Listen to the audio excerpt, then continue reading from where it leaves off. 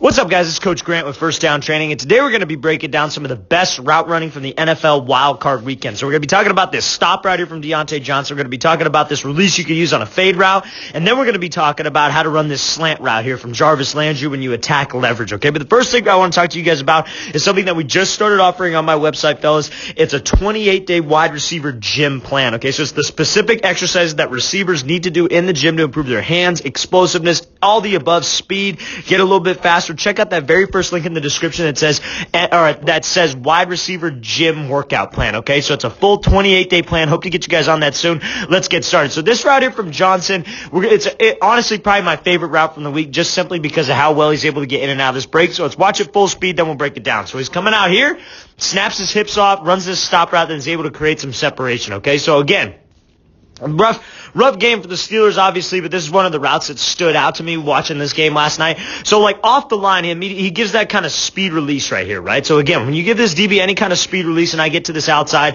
and I force him, there comes a point in time where every DB has to commit his hips and he has to eventually turn and run. Every single point in time on any single route that we run, there's a point where he has to turn and run with you. If it's a route downfield, right, a slant or a quick out, like, obviously that's something different. But if it's anything downfield, like a 10-yard dig, 10-yard out, whatever it is, in this case, stop route, come back, however you want to think of it, there comes a point where every single DB's got to turn his hips. But when I get him to turn his hips, am I really making him believe it, right? I want to make him believe fade the entire way, right? And so how I do that is by doing these two things. There's two things that I believe mainly. Stride length, so being at normal speed, and then pad level, which is body language, okay? So body language and speed is what sells this thing. So you see Johnson does a great job of being in stride. He does not change up his stride. He does not chop his feet, right? He's keeping his shoulders and his hips committed. He doesn't rise up. What so many receivers like to do is anytime they're running a curl route, a comeback route, stop route, whatever it is, they like to raise this pad level up. So they'll be running full speed, they'll be going, they'll be driving downfield,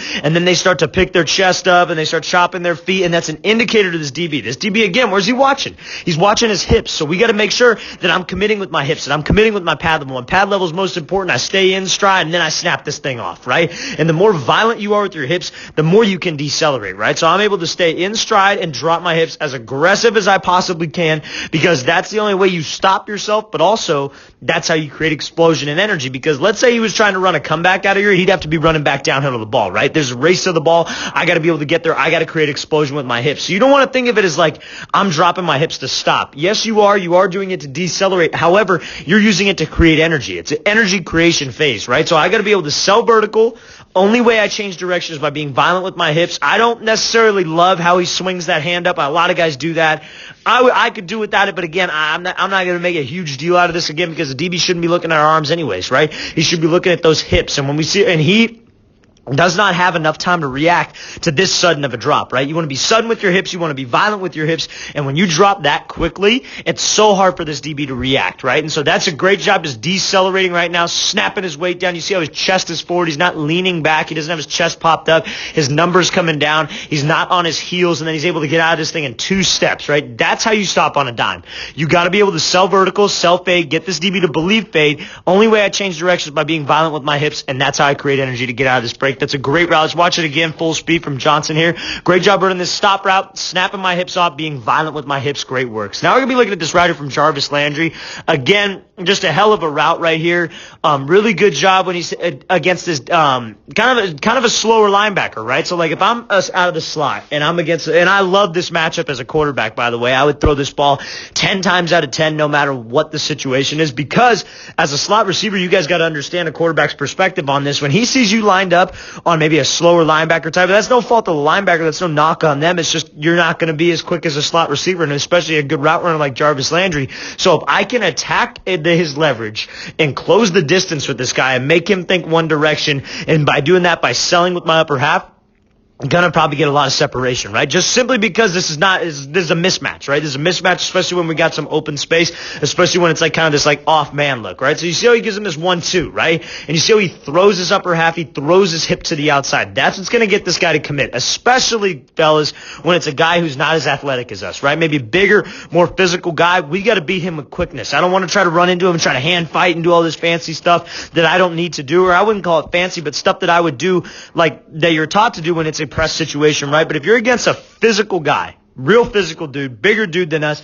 Quickness is your game, range is your game, right? So being able to sell, being able to throw with my upper half, being able to catch myself with my feet, throwing out wide, throwing my hip, but at the same time, you see how Jarvis keeps his toes forward because we got to create some burst. And you see how fast he's able to get out of his cut. He throws this 1-2, 1-2, and he just sells with his upper half, and he's getting out of this thing quickly because he's pushing off that leg. And that push right there gives him explosion because let's say this guy was able to play it a little bit better and he was able to recover. If I can just get him to at least lean or at least hesitate to the outside rather than fully jump to the outside like we just did, I'm going to be able to still win this race back to the ball because I'm creating explosion. No matter what the kind of cut is, we just talked about this with the Diontae Johnson thing. You drop your hips, you're violent into the break, right? You're aggressive with your hips. The thing is that creates energy to shoot you out of the break. Same idea when you're doing maybe it's a single speed cut, or you're doing this like kind of 1-2 right here, and you're violent, and it's more off of like a one-legged cut, right? You still want to be able to push. You still want to be able to create energy, and that push creates energy, so I can widen the distance with this guy, and that energy turns into acceleration because I pump my arms and I continue to rip out of there, and you see just continue to widen the space. That's the goal anytime we're in man coverage, anytime it's off man, and really anytime in zone coverage. This is the space that I need, and especially at this level of football, that's a huge gap. So anytime, fellas, that I'm coming up against this DB or a linebacker or whoever, and I'm attacking leverage, I'm maybe giving him a little bit of change in pace right here, a little foot fire, and I throw myself to the other side.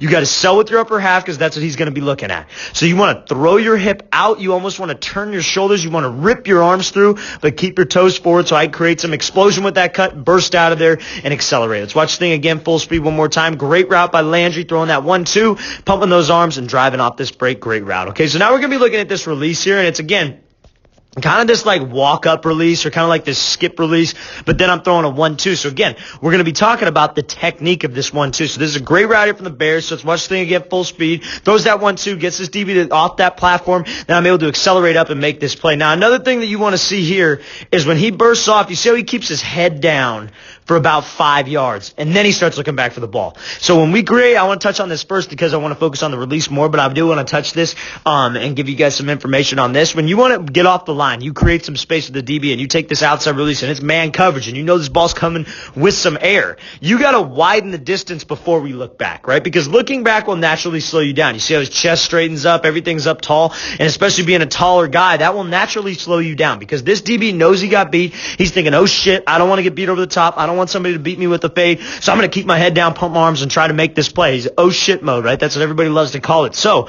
when you come off of here and you get some space, let's keep my head down. You see how he's in a good pad level right here. Let's pump my arms and let's drive, because when you guys got a quarterback who understands, and it obviously it varies based on quarterback skill, or if a quarterback could even throw it as far as the play requires. But you don't want your head to be down for too long, obviously. But let's not look till we get open, right? Let's not have my head back looking back for this ball. The ball's not even been thrown yet, and you just slow down, allow this DB to recover.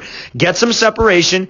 Keep your head down, widen the distance, keep your separation, and then let's look back for the ball, because the quarterback should put it with air. The quarterback, that's why it's so important to work on timing and work on these throws with your quarterback, so you know where that ball is going to be. You know that you can widen the distance, and then I look for this thing, right? So for about 5 yards is what I teach to get some separation, widen yourself, then I'm looking back for the ball in this case, right? Obviously, down and distance plays a factor. Obviously, where you're at on the field plays a factor, but all about getting separation, but keeping separation. Anybody can do this. Anybody can do that 1-2. But you get him to jump inside. Yeah, anybody can do that. Anybody can sell a route, but can you keep that? So many people will do it, and they just jog. They just cruise out of there. Let's sell the route. Let's get this DB to move off this platform, and then let's accelerate, right? So I get him to jump to the inside, and what do I get him to do? It's that same 1-2. And you see, again, what's he doing? Committing those hips, having that head and shoulder turn to the outside, toe stays forward, because why? Weight stays on the inside part of his foot. Because if you guys were to open up your toe and you were to open up your hip, you'd have no burst back to the outside. It'd be this slow turn with your hips, and you'd be slow out of there. But when you guys go here,